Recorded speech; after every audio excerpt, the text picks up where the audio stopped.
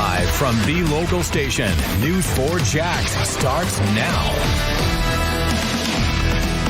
The News 4 Jax I-Team is digging deeper into an FBI investigation of voter intimidation campaigns, including one targeting some registered Democrats here in North Florida. We first told you Tuesday about emails claiming to be from the group the Proud Boys, telling certain Democrats to vote Trump or else. The messages listed voters' personal information, including full names and addresses. Last night, the director of national intelligence and the head of the FBI announced these threats came from Iran. They also accused Russia of trying to meddle with the election. News 4 Jax reporters Jim Piggott, Joe McLean, and I-Team investigator Vic Micolucci are continuing our Vote 2020 coverage at 6 o'clock. We begin with Vic, who has been looking into this since the emails first surfaced. He's live from the Beaches voting precinct with more on the tactics being used. Vic. And Mary, federal agents had been preparing for this. They say that they were expecting this actually after the 2016 election. So this is not something that is surprising them, but they do say that these cyber attacks are stepping up. And we're going to see more because this is a highly debated, highly polarizing election. And now in less than 2 weeks, with people going to the polls, the cyber attacks are everywhere and they're affecting people even right here in North Florida. They said if I didn't vote Trump, they would come after me and that they have all of my information, my email, phone number, address. The voter intimidation is circulating through the U.S.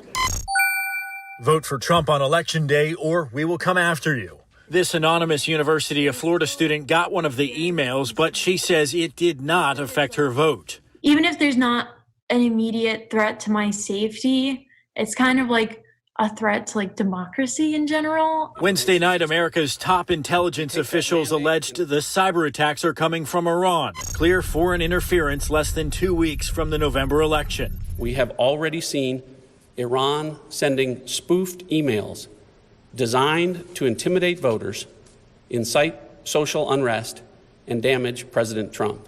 All Americans need to be aware that this is happening, not just from Iran, but also Russia, China, other actors. Nancy Soderberg is a former deputy national security advisor and now a professor at UNF.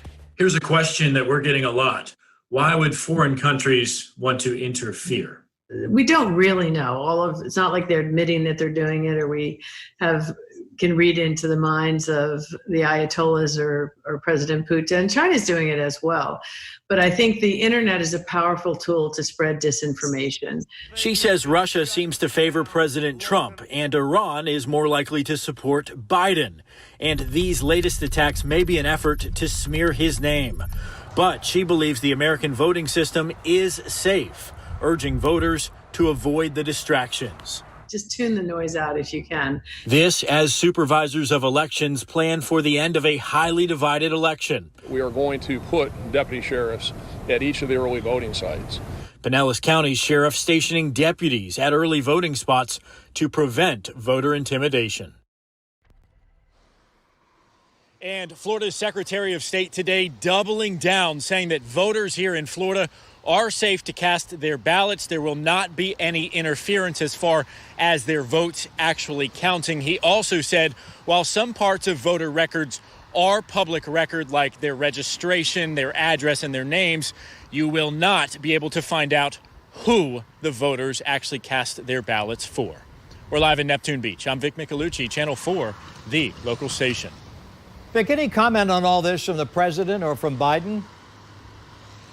You know, we have been checking, and both of them have been fairly mum. We did check on President Trump's Twitter account. He did share a Breitbart News article which says that this Iranian attack seems to be trying to build distrust against President Trump. We have not heard anything from Joe Biden yet, but tonight at 9 o'clock, we do have that third debate, and we'll likely hear some discussion there. Vic Micolucci reporting to us live. Thank you, Vic.